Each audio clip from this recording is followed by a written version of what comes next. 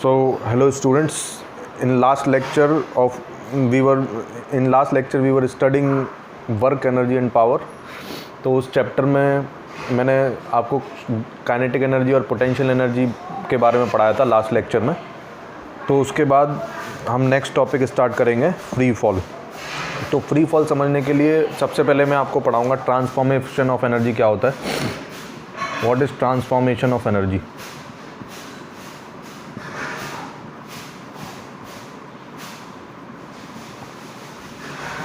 तो देखिए, transformation of energy नाम से ही समझ में आ रहा है, इसका मतलब होता है कि energy can be transferred from one form to another, but it can not be created or destroyed. ठीक है, तो इसको हम बोलते हैं ट्रांसफॉर्मेशन ऑफ एनर्जी। जैसे अगर हम बात करें तो जैसे हाइड्रो पावर प्लांट में क्या होता है, हाइड्रो पावर प्लांट, उसमें क्या होता है, पोटेंशियल एनर्जी ऑफ वाटर को हम कन्वर्ट करते हैं, मतलब वाटर को ऊपर से गिराते हैं टरबाइन्स के ऊपर और टरबाइन रोटेट करता है, तो पोटेंशियल एनर्जी ऑफ वाटर को हम कन्वर्ट करते हैं इलेक्ट्रिकल एनर्जी में। मतलब कोई नई एनर्जी नई जनरेट हो रही है, हम बस पोटेंशियल एनर्जी ऑफ वाटर को कन्वर्ट कर रहे हैं इलेक्ट्रिकल एनर्जी में। ऐसे ही सोलर पावर प्लांट में क्या होता है, हम विंड एनर्जी को कन्वर्ट करते हैं इलेक्ट्रिकल एनर्जी में। उसमें विंड मिल्स में क्या होता है, जो ब्लेड्स ऑफ विंड मिल होते हैं, मतलब जो प्लांट होता है वो रोटेट करते हैं और उनके रोटेट करने के कारण टरबाइन रोटेट करता है और टरबाइन रोटेट करता है तो इलेक्ट्रिकल एनर्जी जनरेट होती है। तो इस तरीके से हम बहुत सारे एग्जांपल दे सकते हैं। जैसे बो एंड एरो होता है, तो बो में हम जब एरो को फिक्स करके एरो को उसके मतलब स्ट्रिंग को उसको खींचते हैं तो हम क्या करते हैं, पोटेंशियल एनर्जी बढ़ाते हैं, और पोटेंशियल एनर्जी जब बढ़ जाती है तो फिर जब उसको रिलीज़ करते हैं तो पोटेंशियल एनर्जी बो की काइनेटिक एनर्जी में कन्वर्ट हो जाती है। ऐसे ही हम बहुत सारे एग्जांपल दे सकते हैं। जैसे हम बॉल फेंक रहे हैं ऊपर, तो बॉल फेंकते हैं तो फिर बॉल को हम काइनेटिक एनर्जी प्रोवाइड करते हैं और वो काइनेटिक एनर्जी कन्वर्ट होती है पोटेंशियल एनर्जी में। वो ऊपर जब बॉल मैक्सिमम हाइट पर चली जाती है तो वहाँ पर काइनेटिक एनर्जी ज़ीरो हो जाती है और पोटेंशियल एनर्जी मैक्सिमम हो जाती है। तो ये टॉपिक हम अभी फ्री फॉल के अंदर पढ़ेंगे। तो I hope 3 examples are sufficient for this. So let us now move on to free fall.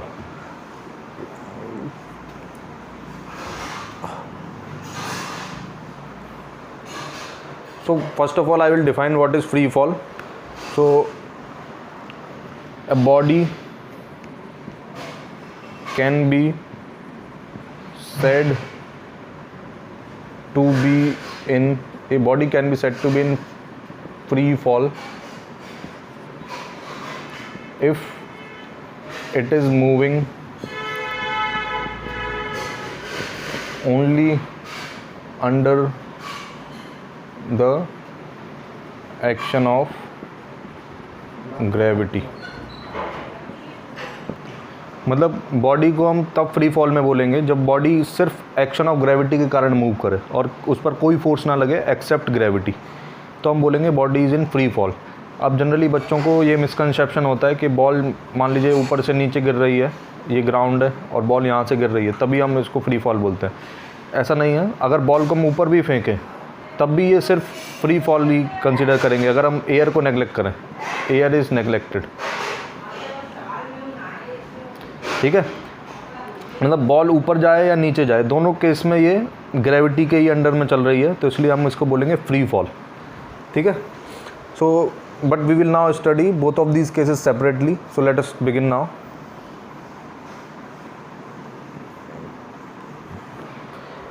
देखिए, जब बॉल को हम ऊपर से नीचे फेंकते हैं तो इसको बोलते हैं डिसेंट। डिसेंट मतलब नीचे गिरना, और बॉल को जब ऊपर फेंकते हैं तो इसको हम बोलते हैं एसेंट। ठीक है, तो फर्स्ट ऑफ ऑल हम जो केस डिस्कस करेंगे उसको हम डिस्कस करेंगे। मान लो एक बॉल को हमने ऊपर फेंका u वेलोसिटी से, ठीक है। सपोज कर रहे हैं हम ग्राउंड से इस बॉल को फेंका गया u वेलोसिटी से, तो हम इसमें दो टर्म्स कैलकुलेट करते हैं। सबसे पहले ये मैक्सिमम कितनी हाइट तक जाएगी, maximum height reached by the ball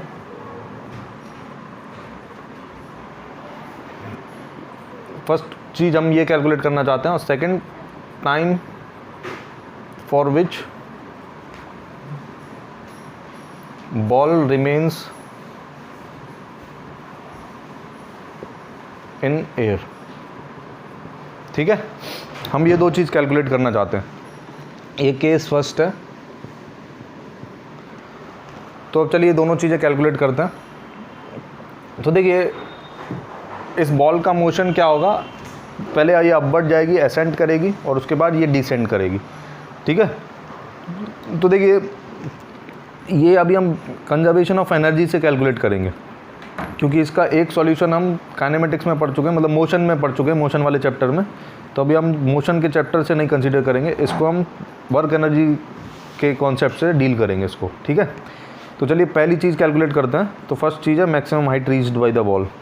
तो देखिए सबसे पहले मैं इसको एक्सप्लेन कर रहा हूँ। जब ये ग्राउंड पर थी तो आप जानते हैं कोई भी ऑब्जेक्ट ग्राउंड पर है तो उसका पोटेंशियल एनर्जी ज़ीरो रहता है, ठीक है। I am abbreviating this P for potential energy. तो ये P ज़ीरो है, पोटेंशियल एनर्जी ज़ीरो है जब बॉल ग्राउंड पर है। और काइनेटिक एनर्जी हमने दी है क्योंकि u वेलोसिटी है इसकी, मान लीजिए मास इसका m है इस बॉल का, तो इसकी काइनेटिक एनर्जी कितनी हो जाएगी, हाफ m(u²), ठीक है। तो मैकेनिकल एनर्जी कितनी होगी, मैकेनिकल एनर्जी आपको याद हो मैंने बताया था पोटेंशियल एनर्जी और काइनेटिक एनर्जी का समेशन होता है।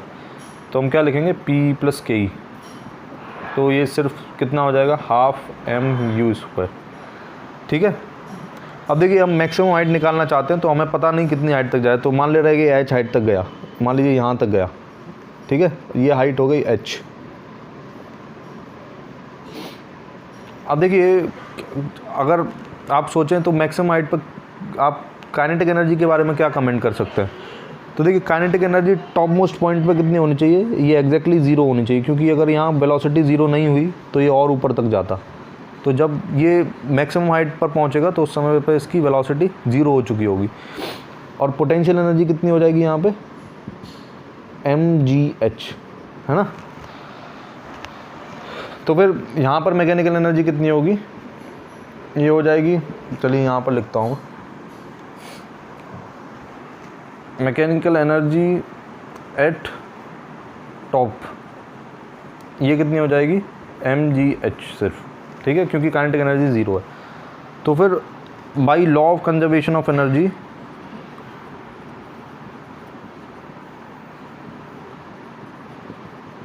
हम क्या बोल सकते हैं, ये दोनों एनर्जी बराबर होनी चाहिए। मैकेनिकल एनर्जी जो यहाँ पर है वही यहाँ पर होनी चाहिए। तो मैकेनिकल एनर्जी यहाँ पर कितनी है, हाफ m(u²), ठीक है। ये कौन सी एनर्जी कंजर्व कर रहे हैं, मैकेनिकल एनर्जी। तो हम क्या लिखेंगे, चलिए मैं इसको ऊपर लिखता हूँ,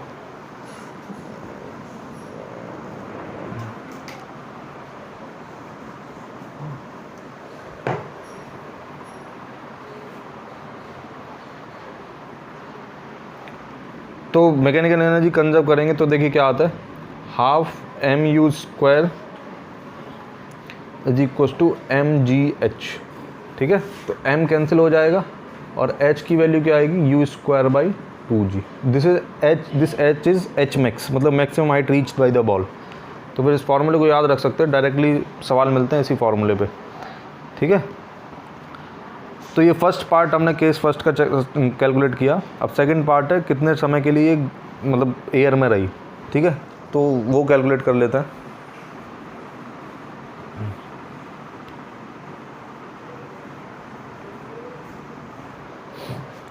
तो सेकंड पार्ट है time for which the ball remains in air.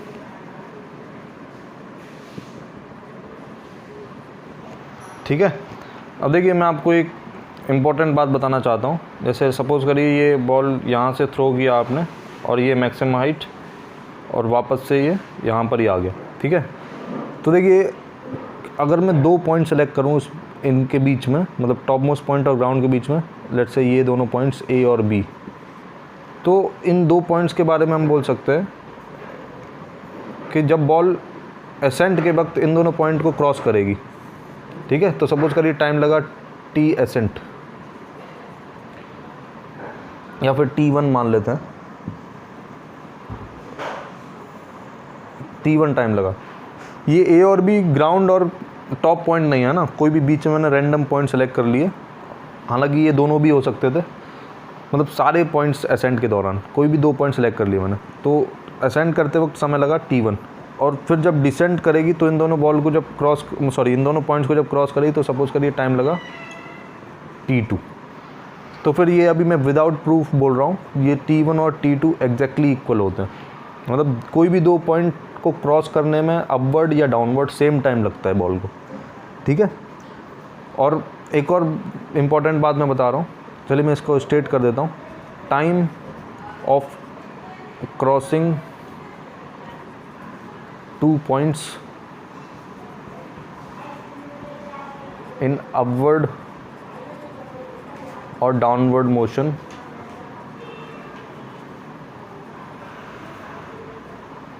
Is same, ठीक है। तो ये पहली इंपॉर्टेंट बात है। और दूसरी बात हम लिख सकते हैं,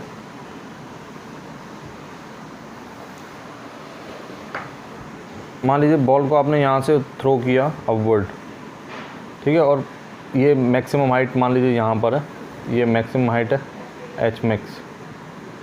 तो अगर मैं यहाँ से लेके यहाँ तक कोई भी एक पॉइंट सेलेक्ट करूँ तो मैं बोल सकता हूँ इस पॉइंट पे बॉल जब अपवर्ड जा रही होगी और जब इसी पॉइंट पे जब बॉल नीचे आ रही होगी, उस समय दोनों समय वेलोसिटी सेम होगी। मतलब velocity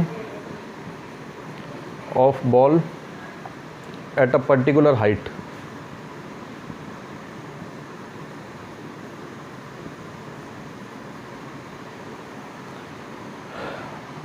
either on upward journey या फिर upward motion और on downward motion।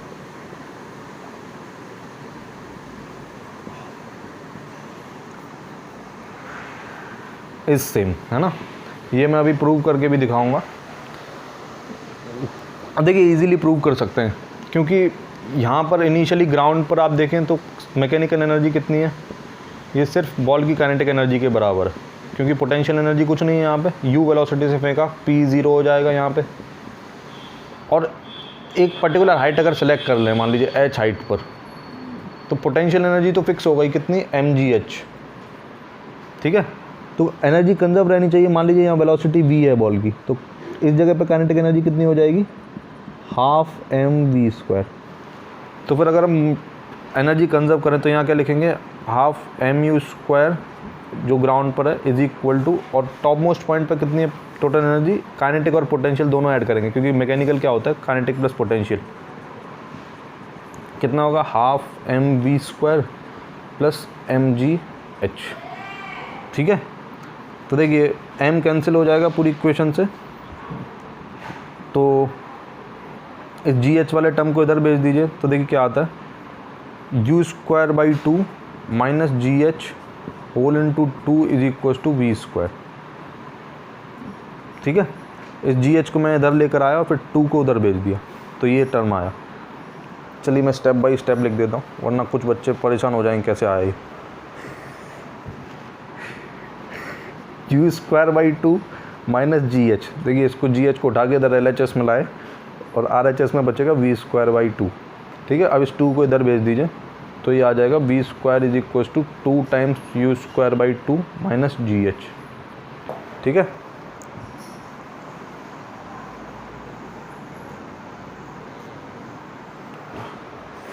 तो अब मैं यहाँ पर लिख रहा हूँ, तो v² की वैल्यू कितनी आई, u² माइनस 2gh, तो v की वैल्यू आ जाएगी plus minus √u² minus 2gh। देखिए v के 2 वैल्यूज़ आई हैं, मैग्नीट्यूड दोनों का सेम है, लेकिन दोनों में साइन का अंतर है। पॉजिटिव वैल्यू क्या डिपिक्ट कर रही है, जब बॉल अपवर्ड जा रही थी, मान लीजिए h हाइट हमने फिक्स कर ली, तो हमने h हाइट पे वेलोसिटी v मानी थी, तो उसी के दोनों आंसर है। तो जब ये बॉल अपवर्ड जा रही थी तब प्लस साइन का वैल्यू लेंगे, और जब बॉल डाउनवर्ड आ रही थी तो नेगेटिव साइन की वैल्यू लेंगे। ठीक है, मैग्नीट्यूड सेम रहेगा, यही मैंने अभी स्टेट किया। तो ठीक है, चलिए अब हम टाइम कैलकुलेट करते हैं, कितना टाइम वो एयर में रही। ठीक है, तो देखिए टाइम कैलकुलेट करना बड़ा आसान है। ये बॉल यू वेलोसिटी से आपने फेंका और जब ये वापस ग्राउंड पर आई, ठीक है, तो वापस जब ग्राउंड पर आएगी तो इसका टोटल डिस्प्लेसमेंट कितना हुआ, वो एग्जैक्टली ज़ीरो है, क्योंकि ये इनिशियल और फाइनल पॉइंट सेम है इसके, तो कोई भी दूरी नहीं उन दोनों के बीच में, तो टोटल डिस्प्लेसमेंट ज़ीरो हो गया। तो फिर हम इसको लिख सकते हैं u zero is equal to s is equal to u t plus half a t square वाली इक्वेशन से। ए की वैल्यू क्या रहेगी, यू तो कितना है यू टी सिर्फ, और ए की वैल्यू कितनी रहेगी माइनस जी, तो plus half into minus g t square, क्योंकि एक्सेलरेशन ड्यू टू ग्रेविटी हमेशा डाउनवर्ड ही एक्ट करेगा, तो उसको हम हमेशा नेगेटिव लेंगे, चाहे वो ऊपर जाए या नीचे आए, जी हमेशा नेगेटिव रहने वाला। तो हम फाइनली टी कैंसिल कर देंगे इस पूरी इक्वेशन से। देखिए टी कैंसिल कैसे किया ये भी बता देता हूँ आपको। Zero is equal to u t plus half minus g t square, तो इसमें से टी कॉमन ले लेंगे, तो आएगा u minus g t by two. ठीक है, तो टी की वैल्यू ज़ीरो नहीं हो, टी की वैल्यू एक तो ज़ीरो होगी और दूसरी टी की वैल्यू क्या आएगी, इसको ज़ीरो के बराबर रखेंगे, तो आएगा टू यू बाय, इसके दो रूट्स आए, t is equal to zero और t is equal to two u by g. ठीक है, एक बार जब हम टी को ज़ीरो के बराबर इक्वेट करेंगे तो एक रूट आएगा टी बराबर ज़ीरो, और जब सेकंड वाले टर्म को ज़ीरो से इक्वेट करेंगे तो आएगा टी बराबर टू यू बाई जी। ठीक है, तो देखिए टी बराबर ज़ीरो किसको करस्पॉन्ड कर रहा है, टी बराबर ज़ीरो करस्पॉन्ड कर रहा है जब ये पार्टिकल मतलब ये बॉल ग्राउंड पर ही थी, और टी बराबर टू यू बाई जी किसको करस्पॉन्ड कर रहा है, जब ये वापस से पूरा असेंट और डिसेंट करके जब वापस से ग्राउंड पर आई, तो इसका मतलब टाइम ऑफ फ्लाइट किसको करस्पॉन्ड करेगा, इस वैल्यू को। तो हम बोल सकते हैं time of flight is equal to two u by g. ठीक है, इस फॉर्मूले को याद रखना है, डायरेक्टली इस पर क्वेश्चन पूछे जाते हैं। तो चलिए इस पर एक क्वेश्चन सॉल्व करके देख लेते हैं हम।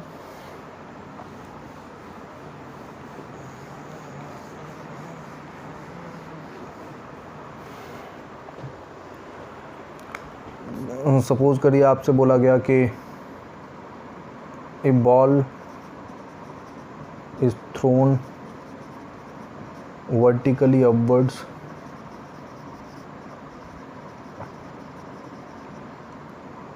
with a velocity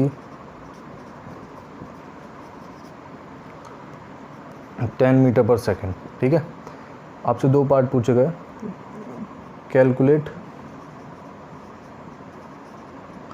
maximum height reached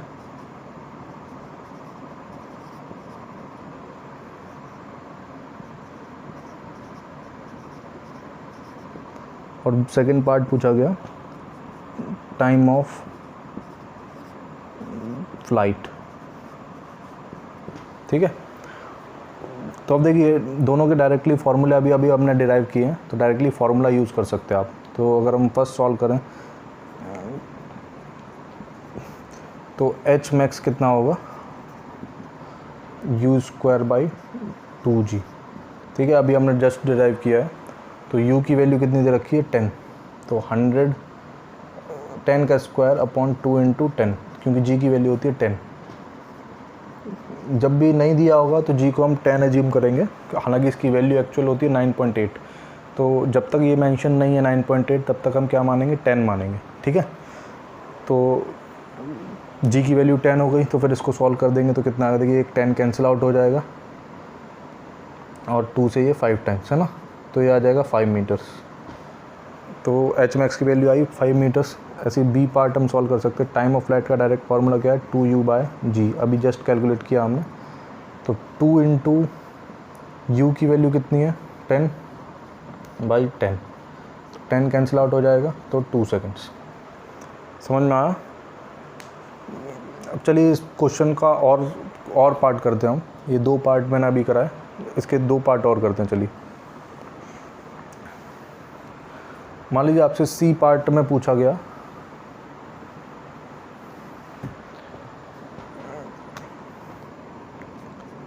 calculate the speed of ball when it is at 3 metres above the ground. ठीक है, तो देखिए जब भी ऐसे आपको क्वेश्चन पूछा जाए कि पार्टिकल की स्पीड बताइए एक पर्टिकुलर हाइट पे ग्राउंड से, तो ऐसे हर सवाल में आप सबसे पहले क्या करेंगे, डायग्राम बनाएंगे। ठीक है, तो मान लीजिए मैं डायग्राम बनाता हूँ, ये ग्राउंड हो गया। ठीक है, और आपको बोला गया कि ये मैक्सिमम 5 मीटर तक गया, ये आपने अभी अभी कैलकुलेट किया, ये एच मैक्स है ना, एच मैक्स। और हमसे कहाँ पूछी है स्पीड, जब वो 3 मीटर अबव द ग्राउंड है, मतलब 3 मीटर अबव द ग्राउंड, लगभग कहीं पे यहाँ पे, तो आपको इस जगह पर स्पीड बतानी है। अब देखिए हम जानते हैं जब भी ऐसे क्वेश्चन होंगे तो हम मैकेनिकल एनर्जी कंजर्व करेंगे। तो यहाँ पर पोटेंशियल एनर्जी कितनी है, 0, और काइनेटिक एनर्जी कितनी है यहाँ पे, हाफ एम। एम हमें पता नहीं तो हम एम मान ले रहे हैं इसको, मास नहीं पता, तो हाफ एम इंटू 10 स्क्वायर। ठीक है, तो ये कितना हो जाएगा, 50 एम, क्योंकि 10 का स्क्वायर होगा 100, 100/2 हो गया 50। ठीक है, तो मैकेनिकल एनर्जी ग्राउंड पे कितनी हो जाएगी, इन दोनों का सम हो जाएगी, तो ये हो जाएगा 50 एम। अब जहाँ पर पूछा है वहाँ पर आप मैकेनिकल एनर्जी निकालिए। 3 मीटर अब पूछा तो यहाँ पर निकालेंगे, तो P यहाँ पर कितना हो जाएगा, G की वैल्यू होती है 30, P होगा mgh, G है 10 और H कितना है 3, तो कितना होगा 10 × 3 30 एम। और काइनेटिक एनर्जी हमको पता नहीं, तो हम क्या मान लेंगे, हाफ mv²। ठीक है, तो इन दोनों का सम यहाँ की मैकेनिकल एनर्जी होगी, तो फिर हम क्या कर सकते हैं, कंजर्विंग मैकेनिकल एनर्जी। क्या लिखेंगे, कंजर्विंग मैकेनिकल एनर्जी। तो फिर क्या लिख सकते हैं, 50 m is equals to 30 m plus half mv²। ये m कैंसिल आउट हो जाएगा, 30 इधर जाएगा तो क्या बचेगा 20, और 2 इधर जाएगा तो 40, तो ये कितना आ जाएगा, v is equals to √40 metre per second.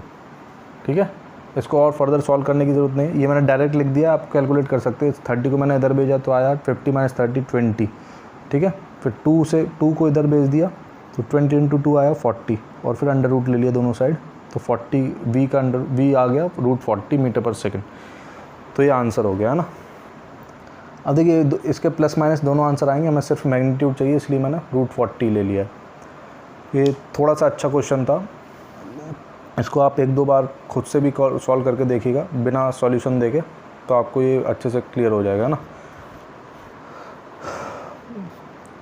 अब देखिए एक पार्ट और मान लीजिए इसमें पूछा जाता,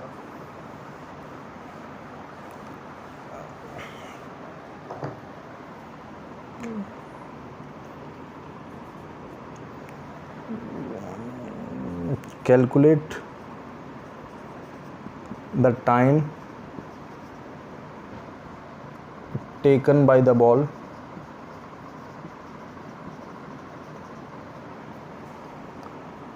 to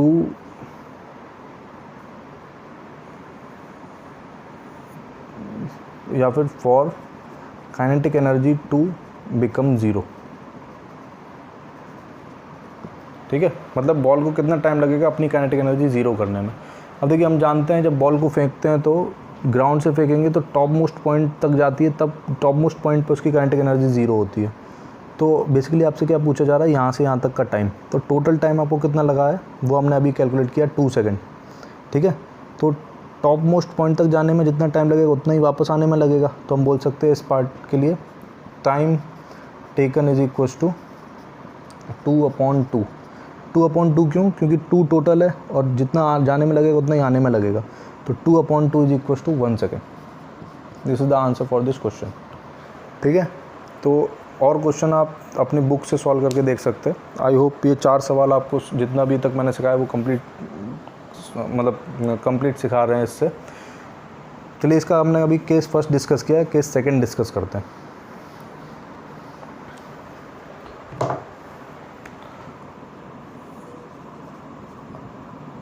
केस 2 में क्या होगा, मान लीजिए एक ये वॉल है इस तरीके से,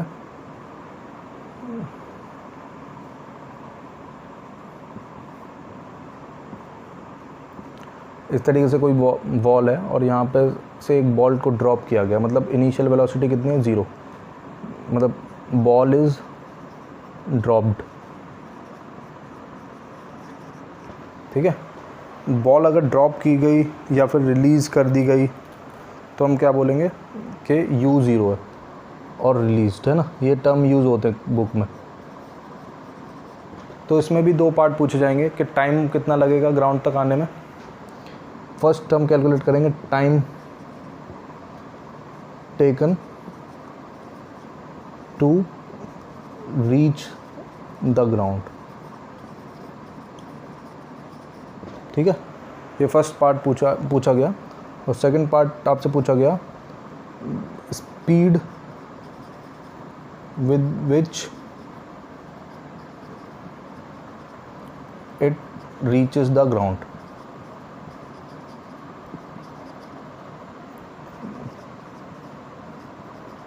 ठीक है, ये 2 पार्ट आपसे पूछे गए। तो चलिए कैलकुलेट करते हैं।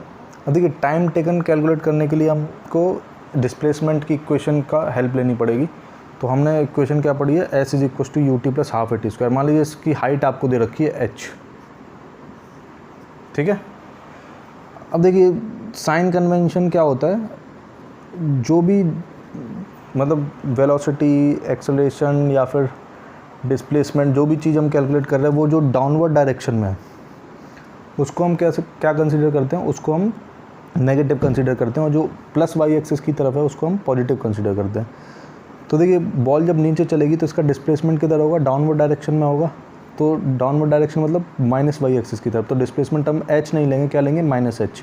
तो इक्वेशन क्या होती है, S = ut + ½ at²। तो h की वैल्यू क्या होगी, -h।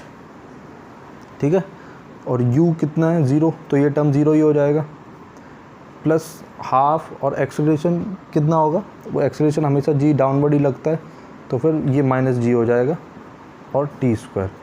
ठीक है, और देखिए ये माइनस साइन कैंसिल आउट हो जाएगा, तो हम t को क्या लिख सकते हैं, ये 2 उधर चला जाएगा और तो हम लिख पाएंगे 2h/g। तो इस फार्मूले को याद रखना है। और ये बात भी याद रखनी है, this formula has been derived. मतलब ये फार्मूला जब डिराइव हुआ है जब इनिशियली बॉल की स्पीड 0 थी, मतलब ड्रॉप किया गया या फिर रिलीज़ किया गया, मतलब जहाँ से फेंका गया वहाँ पर स्पीड 0 है, ऐसा नहीं हमने कुछ वेलोसिटी देके फेंका है, तब ये फार्मूला है जब ये स्पीड 0 रही। ठीक है, मतलब एक बॉल को h हाइट से ड्रॉप कर देंगे तो वो ग्राउंड पर आने में उसे समय कितना लगेगा, इतना। अब सेकंड पार्ट क्या है, ये फर्स्ट पार्ट का सॉल्यूशन हो गया। अब सेकंड पार्ट में आपसे क्या पूछा गया है, speed with which it reaches the ground, मतलब कितनी स्पीड से ये ग्राउंड पर रीच करेगा। तो देखिए उसके लिए हम क्या कर सकते हैं, मैकेनिकल एनर्जी, जब भी स्पीड अप कैलकुलेट करनी हो तो आप मैकेनिकल एनर्जी कंजर्व करिए, है ना। मैंने इससे भी पहले जो क्वेश्चन करा उसमें जब स्पीड पूछी गई थी तो मैंने क्या कैलकुलेट किया, मतलब कैसे सॉल्व किया, मैकेनिकल एनर्जी कंजर्व करके। तो टॉप मोस्ट पॉइंट पे मैकेनिकल एनर्जी देखिए कैसे लिखेंगे, P एट टॉप कितना है, m × g × h। g की वैल्यू 10, तो मतलब 10 mh।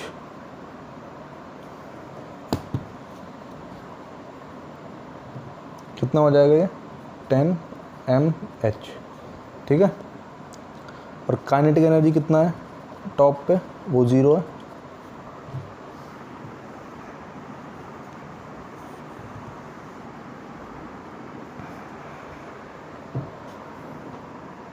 अब देखिए जब ग्राउंड पर आ जाएगा तो काइनेटिक एनर्जी हमको पता नहीं, तो ½ mv²। पोटेंशियल एनर्जी ग्राउंड पर कितनी होगी, 0। ठीक है, तो टोटल मैकेनिकल एनर्जी हम यहाँ पर और यहाँ पर कंजर्व कर सकते हैं। तो देखिए कितना आएगा, 10 mh + 0 = ½ mv²। तो मास कैंसिल आउट हो जाएगा, तो फिर आप डायरेक्टली क्या लिख सकते हैं, v को √20h, ठीक है। अब देखिए मैंने ये g को 10 लिख दिया, अगर आप वो नहीं लिखना चाहें तो डायरेक्टली ऐसे ही लिखा रहने दे सकते हैं इसको, मतलब ये g को आप 10 मत सब्स्टिट्यूट करिए, तो फॉर्मूला क्या आ जाएगा, यहाँ पर हम लिखेंगे g, तो ये फाइनली आएगा 2gh, है ना। इस फार्मूले को आप याद रख सकते हैं, ये इंपॉर्टेंट फार्मूला है। मतलब जब भी बॉल को ड्रॉप किया जाएगा h हाइट से, तो h हाइट गिरने के बाद उसकी वेलोसिटी कितनी हो जाएगी, √2gh। जब भी मैंने ग्राउंड के लिए निकाला है, अगर मान लीजिए स्मॉल h हाइट तक पूछा जाता, मान लीजिए यहीं तक पूछा जाता, तो आप h की जगह क्या लिखते, ये वाली हाइट लिखते, मतलब जितनी हाइट गिर जाएगा वो हाइट यहाँ पर लिखेंगे, ठीक है। तो चलिए इस पर भी एक क्वेश्चन करके देख लेते हैं।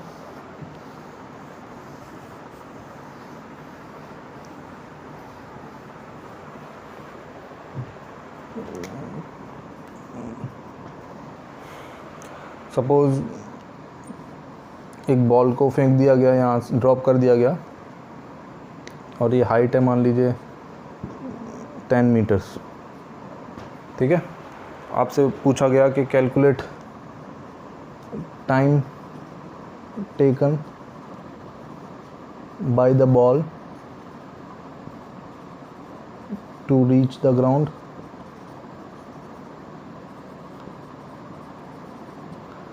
सेकंड पूछा गया, चलिए पहले इसी को सॉल्व करते हैं। तो टाइम हम कैसे निकालेंगे, t = √2h/g होता है, अभी हमने कैलकुलेट किया है, तो वैल्यूज सब्स्टिट्यूट कर दीजिए, तो 2 × 10/10, तो 10 कैंसिल आउट हो जाएगा, तो आंसर कितना आया, √2 सेकेंड्स। आप आंसर यहीं तक छोड़ सकते हैं, दैट इज़ द आंसर, है ना। अब मान लीजिए सेकेंड पार्ट में पूछा गया speed with which it reaches the ground.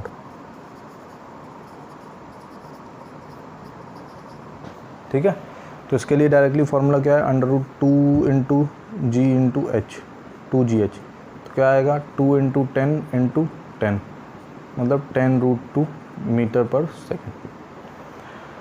समझ में आया। तो ये डायरेक्टली दो फॉर्मूले। चलिए इसके और दो पार्ट और कर लेते हैं।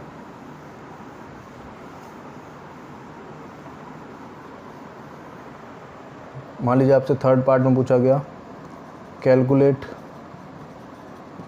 The speed of ball when it is 5 metres above the ground. चलिए इसको 6 मान लेते हैं, 6 metre above the ground.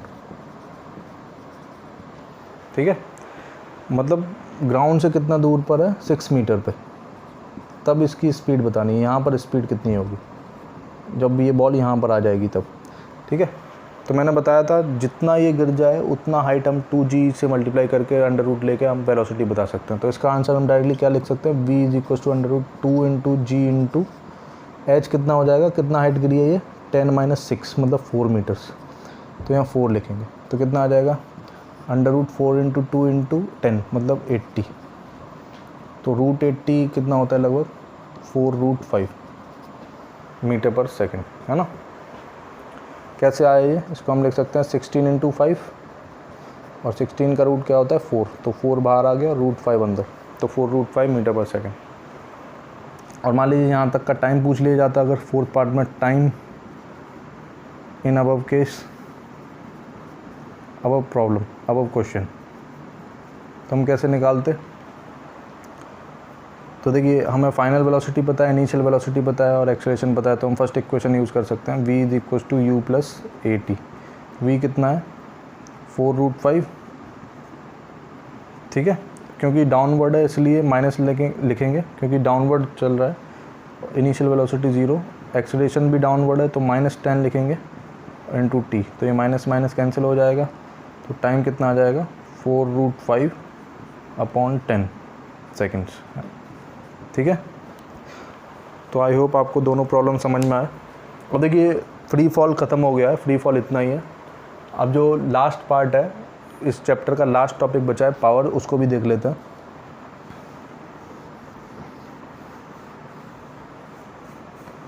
So let us discuss now power. It is very small topic. तो सबसे पहले मैं इसको डिफाइन कर देता हूँ, ये क्या होता है, it is defined as rate of doing work. ठीक है, पावर को हम कैसे डिफाइन करते हैं, it is defined as rate of doing work. अब देखिए एवरेज पावर का फॉर्मूला क्या होता है, एवरेज पावर, इसको हम इसका फॉर्मूला होता है टोटल वर्क डन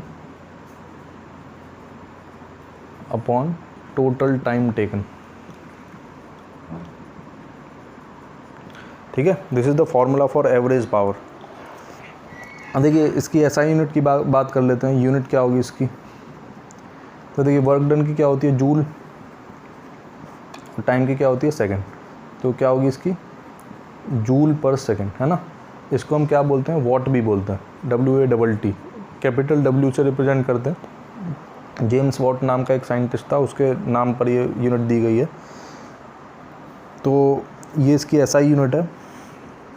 इसकी कुछ बड़ी यूनिट भी हैं, जैसे मान लीजिए 1 किलोवाट, मतलब 1 kilowatt is equal to 1000 watts होते हैं, या 1 megawatt is equal to 10⁶ watts होते हैं, मतलब 601 के आगे।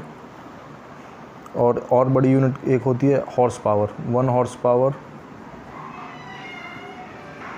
मतलब HP, इसमें होते हैं 746 वाट्स। ठीक है, तो ये बड़ी यूनिट होती हैं पावर की। तो चलिए इसके डायरेक्टली न्यूमेरिकली करके देखते हैं। फॉर्मूला इतना ही है, यूनिट मैंने बताया और डेफिनेशन। बेसिकली ये क्या कैलकुलेट करता है कि पर सेकंड कितना वर्क हो रहा है। हम रेट निकालना चाहते हैं वर्क की, पावर कैलकुलेट करने के लिए। मतलब पावर को क्यों डिफाइन किया गया, हम पर यूनिट टाइम कितना वर्क हो रहा है ये कैलकुलेट करना चाहते हैं। मतलब कुछ लोग काम तो करते हैं लेकिन बहुत समय लगा देते हैं, तो हम पर सेकंड कितना काम कर रहे हैं ये देखना चाहते हैं। ठीक है, तो चलिए एक आध क्वेश्चन करके देख लेते हैं इसके ऊपर।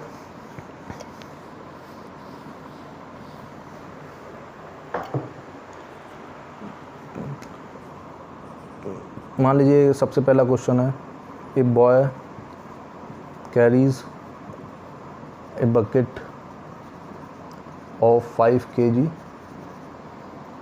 From ground to roof at a height of 10 meter. Calculate power delivered by the boy. ठीक है, अब देखिए मैंने पावर का फॉर्मूला क्या बताया था, total work done upon total time. ठीक है, ये फॉर्मूला है। तो वर्क डन कितना हुआ, देखिए ये ग्राउंड से रूफ पर ले गया तो इसने पोटेंशियल एनर्जी बढ़ाई, तो वर्क डन कितना हुआ total, rise in potential energy. ठीक है, कितनी पोटेंशियल एनर्जी बढ़ाई इसने, 5 × mgh के बराबर। ठीक है, और टाइम कितना लगा इसको, मान लीजिए इसको 10 सेकेंड लगे। यहाँ पे मैं लिख देता हूँ इन, चलिए 5 सेकेंड्स मान लेते हैं, इन 5 सेकेंड्स, है ना। तो यहाँ पर क्या लिखेंगे 5, तो वैल्यू सब्स्टिट्यूट कर दीजिए। m की वैल्यू 5 दे रखी है, g की वैल्यू 10, h की वैल्यू 10 अपॉन 5, तो 5 कैंसिल आउट हो जाएगा, तो कितना आया 100 watts. This is the answer for this question. तो समझ में आया, एकदम सिंपल सा क्वेश्चन, सिर्फ फार्मूला बेस्ड। चलिए एक दो इलेक्ट्रिक मीटर के ऊपर क्वेश्चन कर लेते हैं। तो देखिए इलेक्ट्रिक मीटर पे जो प्रॉब्लम्स आते हैं पावर के, पहले मैं उसके बारे में बता देता हूँ वो क्या करते हैं। देखिए इट रीड्स किलोवाट आवर्स, मतलब KWH, किलोवाट आवर को रीड करता है। मतलब जो उस पर रीडिंग आती है लिखी हुई मीटर पे, वो बेसिकली क्या रीडिंग होती है, किलोवाट आवर की रीडिंग होती है। इसका मैं मीनिंग समझाता हूँ। मतलब कोई मान लीजिए 1000 वाट का कोई इंस्ट्रूमेंट है, मान लीजिए 1000 वाट की रॉड है, मतलब इलेक्ट्रिक हीटर है मान लीजिए।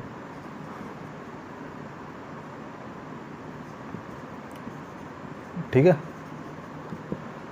1000 वाट का इलेक्ट्रिक हीटर जब 1 आवर तक रन करेगा, ठीक है, 1000 वाट का इलेक्ट्रिक हीटर जब 1 आवर तक रन करेगा तो 1 यूनिट आपको डिस्प्ले हो जाएगी उस इलेक्ट्रिक मीटर पे। कैसे? देखिए 1000 वाट का हम बोल सकते हैं 1 किलोवाट, 1 किलोवाट इंटू 1 आवर, तो कितना हुआ 1 किलोवाट आवर, ठीक है। तो 1 किलोवाट आवर को हम बोलते हैं 1 यूनिट। समझ में आया ये बात? तो अब इस पर बहुत सिंपल से क्वेश्चंस आते हैं, जैसे मैं एक क्वेश्चन अभी करा कर दिखा रहा हूँ आपको।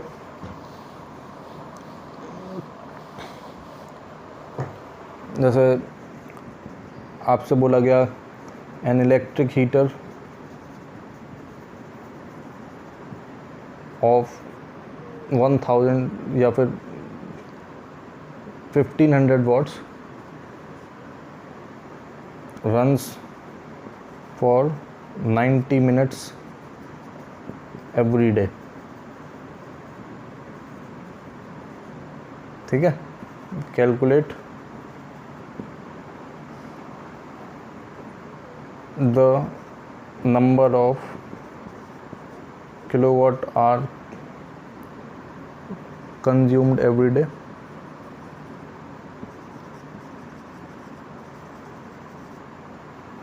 And energy consumed every day. चलिए ये एक ही क्वेश्चन इसमें पूछा गया सपोज। तो देखिए आप एकदम सिंपल सा प्रॉब्लम है ये। आपको बोला गया कि 1500 वाट का एक हीटर है जो कि 90 मिनट्स डेली रन करता है, तो आपसे किलोवाट आवर पूछा गया। तो 1500 वाट को सबसे पहले आप क्या करेंगे, किलोवाट में कन्वर्ट कर लेंगे। कैसे? 1000 से डिवाइड कर देंगे तो किलोवाट आ जाएगा, क्योंकि 1 किलोवाट में क्या होता है 1000 वाट्स होते हैं। तो 1 वाट में क्या होगा 1/1000 किलोवाट्स होंगे, ठीक है। तो 1500 वाट्स में कितने होंगे 1500/1000, ठीक है। तो कितना आ जाएगा ये 1.5 किलोवाट, ठीक है। और रन कितना करता है 90 मिनट्स, तो 90 मिनट्स में आवर, 90 मिनट्स को आवर्स में कन्वर्ट कर सकते हैं, ये हो जाएगा 1.5 आवर। तो फिर किलोवाट आवर कितने हुए 1.5 इंटू 1.5, मतलब 1.5 किलोवाट इंटू 1.5 आवर, तो कितना आया ये 2.25 किलोवाट आवर। अब देखिए मैंने जो नेक्स्ट पार्ट लिखना चाह रहा था मैं, एनर्जी कंज्यूम, तो ये एनर्जी की यूनिट होती है, what into our is energy, ये एनर्जी की यूनिट है ना। तो आई थिंक 2 प्रॉब्लम सफिशिएंट हैं, और प्रॉब्लम्स आप अपनी बुक से कर सकते हैं। So thank you very much, this is the end of this chapter. From next lecture we will discuss next chapter. Thank you very much.